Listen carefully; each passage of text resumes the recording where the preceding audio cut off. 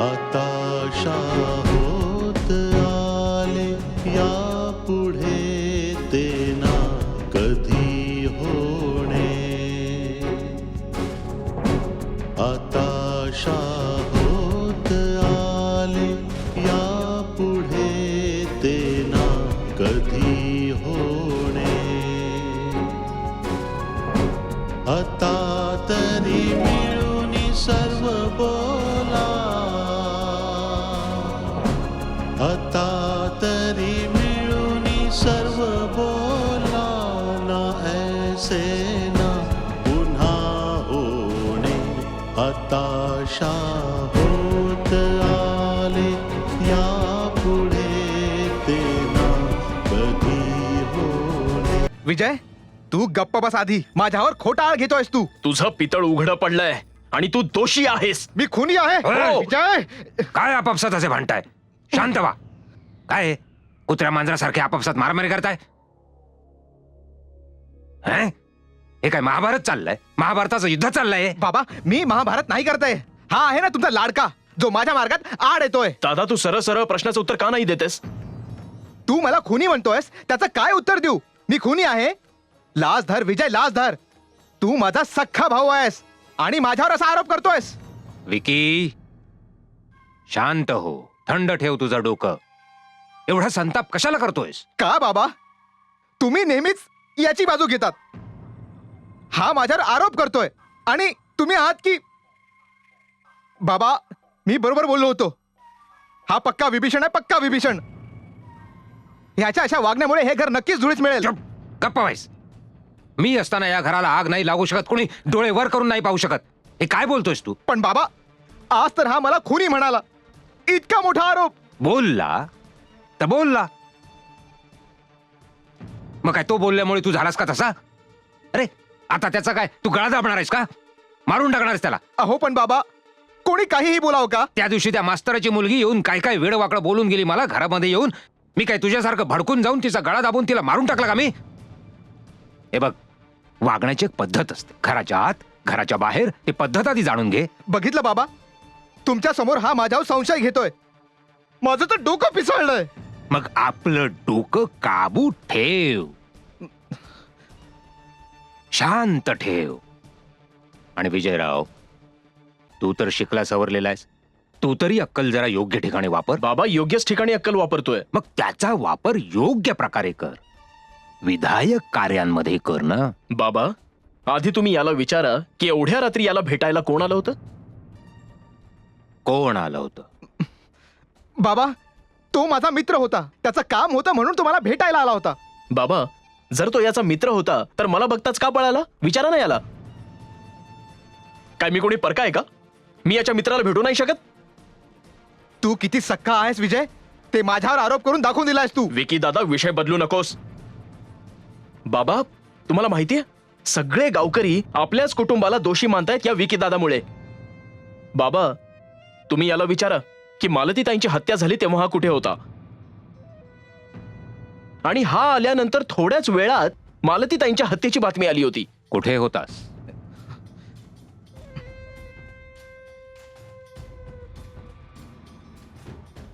मी विचारतोय, कुठे होतास तू? बघताय बाबा, तुमच्या समोर माझ्यावर हा संशय घेतोय. मी तर नेहमीच रात्री उशिरा येतो. त्या दिवशी सुद्धा कामात अडकलो होतो. बाबा, जरा याला विचारा की कुठल्या कामात अडकला होता. सांग तरी जरा. बाबांना तरी सांग ना. बाबा, गहू आणि उसाचे भाव काढण्यासाठी तालुक्याला गेलो होतो, म्हणून उशीर झाला. बाबा, खोटं बोलतोय हा. त्या दिवशी याने काहीतरी वेगळं कारण दिलं होतं आणि आजही काहीतरी भलतंच सांगतोय. बस, चप. घरातलं वातावरण शांत ठेवा. वाली सुग्रीव बनण्याची काही गरज नाहीये. आणि खरं काय आहे हे तर मी शोधून काढेनच, अगदी पक्क. यात काही शंकाच नाही.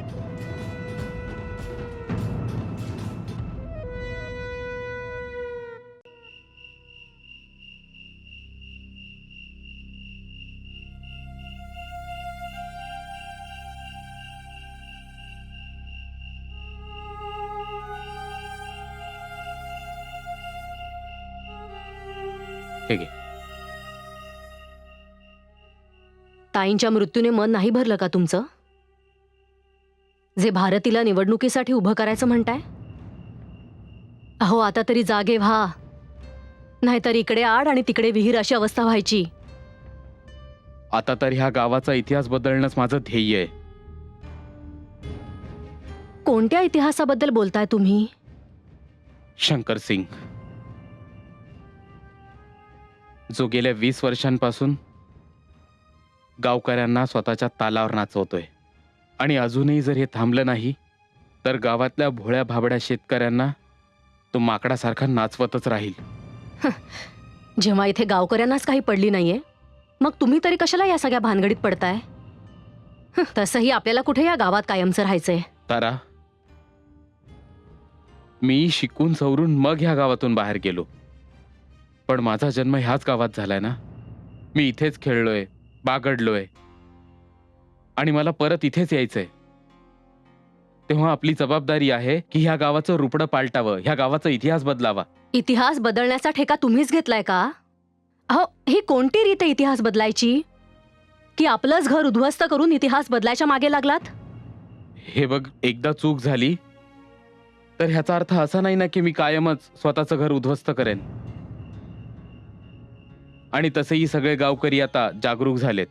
हे राजकारण आहे, इतकं सोपं नाहीये आणि कोणता खाऊही नाहीये जो दरवेळेस गावकरी समजून घेतील आणि निमूटपणे खाऊन टाकतील. अगं, अशाने तर सगळेच जण आपले हात झटकतील. इथेच तर आपली नैतिकता चुकतेय. आणि वहिनींचं बलिदान असं वाया घालवणं हे आपल्या नैतिक चुका आणखी वाढवण्यासारखं आहे. सरळ सरळ पळपुटेपणा आहे हा. हे राजकारण आहे आणि राजकारणात नैतिकता, अनैतिकता, छळ, कपट, पातक हे सगळं चालतं. तुम्ही गावकऱ्यांना हे सगळं करायला सांगताय? नाही, पण त्या सगळ्यांना पुन्हा एकत्र आणण्याचं बघतोय, ज्यामुळे ते सगळेजण एकत्र येऊन अन्यायाविरुद्ध आवाज उठवू शकतील, विरोध करू शकतील. आणि भारतीमध्ये ते सगळे नैपुण्य आहे जी वहिनीने उजळलेल्या मशालीला पुढे घेऊन जाऊ शकेल. हे राजकारण आहे.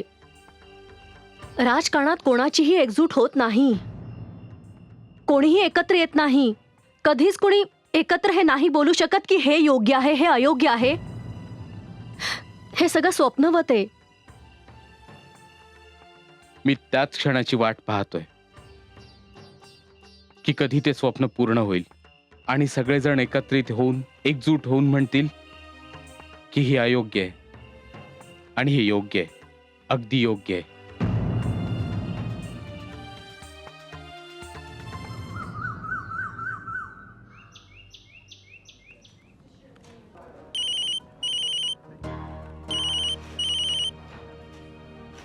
नमस्कार सरपंच साहेब, बोला काय म्हणताय? हो हो, मी अगदी ठीक आहे. मला बोलायचंय तुमच्याशी. कशाला तसदी घेतली सा, बोला. इन्स्पेक्टर, हे अशी आंधळी कोशिंबीर का खेळताय? आम्ही काही दिवसांसाठी गावाबाहेर काय केलो, गोंधळ माजवून टाकलात. मला काय समजलं नाही सरपंच साहेब, तुम्ही कसल्या गोंधळाबद्दल बोलताय सा? हे बघा, आम्हाला गुंगवण्याचा प्रयत्न करू नका. अगदी स्पष्टपणे सांगा, मालती बाईंच्या मृत्यू मागे कोणाचा हात आहे? सरपंच साहेब, तुम्ही काय विचारताय? तेच जे तुम्ही ऐकताय. परत सांगू का? कोणी कान उघडणी केली नाही वाटतं बरेच दिवसात. आता मी काय सांगू ह्या बाबतीत? धरमपूरचा इन्स्पेक्टर कोण आहे, तुम्ही का आम्ही? तुमची जबाबदारी आहे ही इन्स्पेक्टर. हे बघा सरपंच साहेब, आता तुम्ही काहीतरी गोंधळ घालताय सा. आता ह्या प्रश्नाचं उत्तर मी कसं देणार हो? मग आणखी कोण देणार बाबा? आमच्या घरामध्ये युद्ध सुरू झालंय, घराची रणभूमी झालीय, दोघे भाऊ एकमेकांच्या जीवावर उठले आहेत. अहो काय सांगताय सरपंच साहेब? हो, हेच तर चाललंय. गावात नुसती चीत होऊ चालली आहे. आता तर कोणीही उपटसुंभ आमच्या दारावर येतो आणि आम्हाला धमकावून निघून जातो. अरे, कोणाची एवढी हिंमत आहे? कोणाचा दिवस भरलेत हो? अहो इन्स्पेक्टर, या काही माकड चेष्टा चाललेल्या नाहीयेत. त्या मास्तराची मुलगी भारती आम्हाला फासावर चढवायला निघाली आहे. आणि तुम्ही म्हणताय मला माहितच नाही? अरे करणी कुणाची आणि भोगायचं आमच्या कुटुंबाने. खरं काय आहे सांगा आम्हाला. सरपंच साहेब, ह्या विषयावर मी काही बोललो नाही तर अतिशय बरं होईल. ह्या विषयाबाबत तर मी मौन व्रत धारण केलंय आणि कृपा करून मला ते पाळू द्या. अरे इन्स्पेक्टर, खरं काय आहे ते तुला सांगावंच लागेल.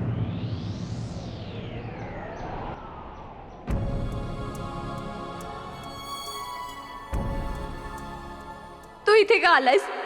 कोणत्या तोंडाने आलास? तुझ्या इथे यायची हिंमत तरी कशी झाली? तुझ्या घराण्याची सावली सुद्धा पडता कामा नये माझ्या आईवर.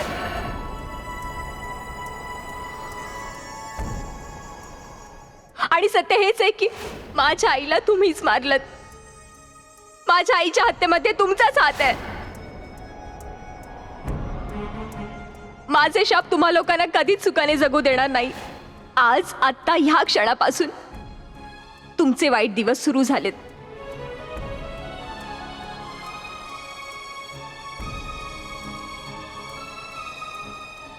विजय दादा, विजय दादा, कुठे हरवलात तुम्ही? कधीपासून हाका मारते तुम्हाला? तुझ्यापासून काय लपवायचं, भारतीबद्दलच विचार करत होतो. तिचे शब्द डोक्यात फिरतायत तेव्हाच तू हाक मारलीस. अच्छा, भारतीबद्दल आता तिचे विचारही यायला लागलेत. तसं काहीच नाहीये ग. मला म्हणायचंय तू तिला समजाव. अहो विजय दादा, मी तिला काय समजावू? ती स्वतःच एवढी समजूतदार आहे. तुम्हाला माहितीये, काकींचा लढा ती एकटीच लढते. हेच तर तिला समजावायचंय चंदा. या लढ्यात प्रत्येक पावलावर मी तिच्या सोबत आहे. मी शपथ घेतलीये की मालतीताईंच्या मारेकऱ्यांना पकडल्याशिवाय स्वस्थ बसणार नाही. पण दादा, तिला तर असं वाटतंय की तुमच्या घरचे देखील यात सामील आहेत. हो मग, जर ते सामील असतील तर त्यांनाही त्या गोष्टीची शिक्षा मिळेल. मी प्रत्येक पावलावर भारतीच्या सोबत आहे चंदा. मग अडचण काय आहे? तिचा तिरस्कार चंदा. तुला नाही वाटत ती माझा जरा जास्तच तिरस्कार करते?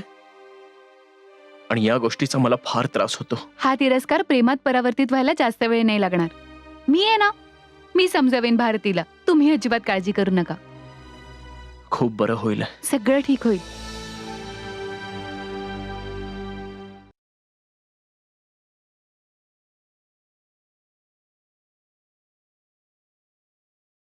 अरे वा वहिनी, तुम्ही किती काम करता. तुमचं कौतुक करावं तेवढं कमी आहे. तू मला टोमणा मारतीयस की माझं कौतुक करतीयस? आता तुम्हाला जे समजायचं ते समजा, पण तुमच्यात सहनशक्ती ना खूप आहे. या सहन करण्यासारखं काय आहे? हं? बाईच्या जातीचं तर कामच आहे की तिने घरच्या सर्व कामात तरबेज हे असायलाच पाहिजे. मी नाही मानत. हल्लीच्या स्त्रिया सायकल पासून विमानापर्यंत सगळं चालवतात. चंद्रावर सुद्धा पोचल्यात. इतक्या मोठ्या मोठ्या कंपन्या चालवतायत आणि तुम्ही मात्र अजून घरकामातच अडकल्यात. अगं, पण घरातली कामं सुद्धा खूप महत्वाची असतात ना. त्यामुळेच तर घरामध्ये सुख शांती नांदते ना. घरातली माणसं सुद्धा आनंदी राहतात. आणि तुमचा आनंद, तुमच्या आकांक्षा, तुम्ही तुमच्या आनंदाला अशीच तिलांजली देत राहणार? असं काही नाहीये वहिनी, असंच आहे. कदाचित ही गोष्ट तुम्हाला जाणवत नसेल कारण तुम्ही तुमचे डोळे बंद करून घेतलेत. स्वतःला तुम्ही पत्नी नावाच्या बंधनात जखडून घेतलंय आणि एक सून म्हणून राहिलात. पण मी तर खूप आनंदात आहे की मला इतकी इतकी प्रेमळ सासू लाभली आहे जी मला आपल्या मुलांपेक्षाही जास्त प्रेम करते. मी आईंबद्दल काहीच म्हणत नाहीये, पण या घरातले जे पुरुष आहेत त्यांच्या कंपॅरिझन मध्ये बायकांना खूपच दडपणात राहावं लागतं. पण मी असं नाही होऊ देणार. काय करशील? भांडण करशील? नाही नाही, भांडण नाही करणार, पण माझ्या नवऱ्याच्या खांद्याला खांदा लावून चालेन. मला कुणाच्याही पायातली वहाण नाही व्हायचंय आणि कुणी माझ्यासोबत असं करूही शकत नाही. समजलं वहिनी? मॅडम नमस्कार. मी नमस्कार. मी बाबूलाल आणि ही माझी पुतणी आहे भारती. मी तुमच्याशी फोनवर बोललो होतो ना. हो हो, प्लीज बसा ना, प्लीज. हां, बोला, काय काम होतं? आम्ही धरमपूर ग्रामपंचायतीच्या नवनिर्वाचित महिला सरपंच मालतीबाई खून प्रकरणासंदर्भात तुमच्याशी बोलायला आलो होतो. तुम्हा लोकांचा या केसशी काय संबंध आहे? मॅडम, ती माझी आई होती.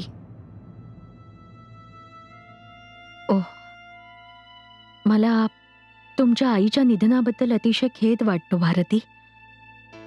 तसं तर मी हल्लीच चार्ज घेतलाय, पण जाऊ द्या, ते सगळं राहू द्या. तुम्ही सांगा, मी तुम्हाला काय मदत करू शकते? मॅडम, ते तर आम्ही जे गमावलंय ते तर परत कधीही मिळू शकत नाही. बस आमची इच्छा आहे की ह्या केसचा तपास निष्पक्षपणे व्हावा. पण तुम्हाला असं का वाटतंय की तपास निपक्षपातीपणे नाही होणार? कारण मॅडम या केसमध्ये खूप मोठी मोठी नावं गुंतली आहेत, ज्यांची पोहोच वरपर्यंत आहे. अशा काही जणांची नावं सांगू शकता का तुम्ही? नावं तर आम्ही सांगू शकत नाही. बस एवढंच सांगू शकतो की ह्यात सत्ताधाऱ्यांपैकी काही लोक गुंतलेले आहेत आणि ते कधीही मान्य करणार नाहीत की त्यांच्या नावावर कसलाही डाग लागावा. पण आम्हाला पूर्ण खात्री आहे मॅडम की ते हेच बघत असतील की कसंही करून ही केस दाबून टाकली जावी. नाही नाही भारती, आमच्यावर विश्वास ठेव. या प्रकरणाला कोणी दाबू पाहत असेल तर मी ते होऊ देणार नाही, मग तो कोणीही असो. जर त्याने अपराध केला असेल तर त्याला शिक्षाही नक्कीच मिळेल. मॅडम, ह्याच आशेने तर आम्ही तुमच्याकडे आलो होतो. पण आमचे मागचे काही अनुभव चांगले नाहीयेत. हे बघा, मागचे अनुभव विसरून जा. प्रत्येक काळ रात्रीनंतर पहाटे येतेच एक नवा दिवस उजाडतो. तुम्ही भरवसा ठेवा. तपास संपूर्ण सचोटी आणि इमानदारीने होईल. अजून तरी ही केस इथल्या लोकल पोलिसांच्या अखत्यारीत आहे, पण जर तिथे काही कमकुवत दुवा दिसला तर मी सीबीआयची मदतही नक्की घेईन. Thank you madam. मॅडम, या केसमध्ये जर अपराधी पकडले गेले नाहीत तर लोकांचा कायदा सुव्यवस्थेवरचा विश्वास उडेल आणि कधीच कोणी अन्यायाविरुद्ध उभं राहणार नाही. माझ्यावर विश्वास ठेवा भारती. मीही याच मोहिमेवर आहे की भ्रष्टाचार समूळ नष्ट करावा, मग तो भ्रष्टाचारी कितीही मोठा माणूस का असेना. हो मॅडम, लोकांनी कमीत कमी आपलं म्हणणं मोकळेपणाने मांडलं पाहिजे. नाहीतर आयुष्यभर असं तडजोड करत जगण्यात तर काही अर्थ नाहीये ना. हो, असंच होईल. Thank you madam. आम्हाला तुमच्याकडून हीच अपेक्षा होती. धन्यवाद मॅडम. तुमच्याशी बोलून खूप बरं वाटलं. तुम्ही अगदी निश्चिंतपणे जा. तपास अगदी निपक्षपातीपणे होईल. Thank you madam. आम्ही अशीच आशा बाळगतो. निघूया.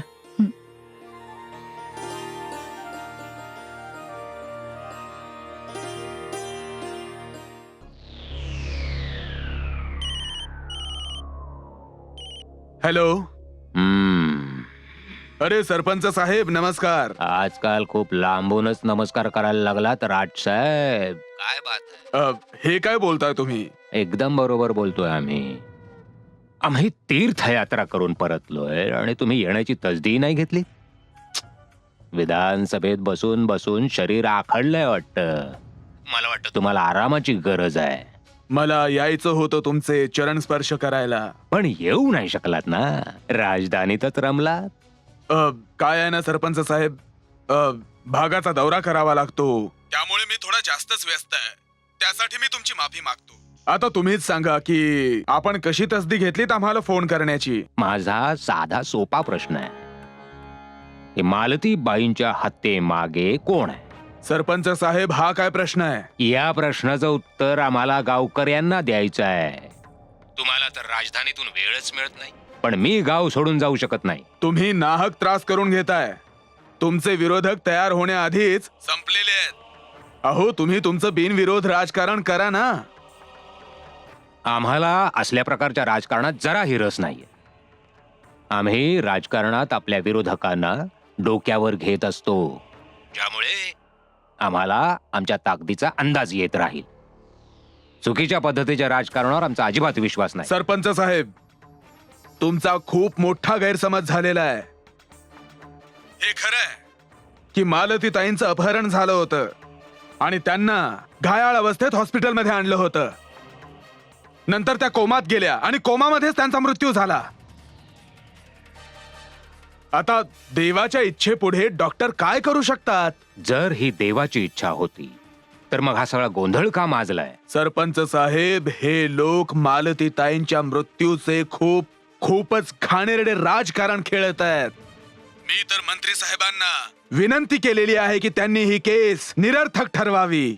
जर हेच सत्य असेल तर ठीक आहे, पण मामला जर निराळाच निघाला तर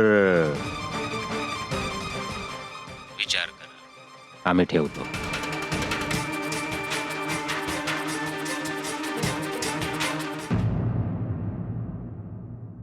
आता होत आले या पुढे ते ना कधी होणे. आता होत आले या पुढे ते ना कधी होणे.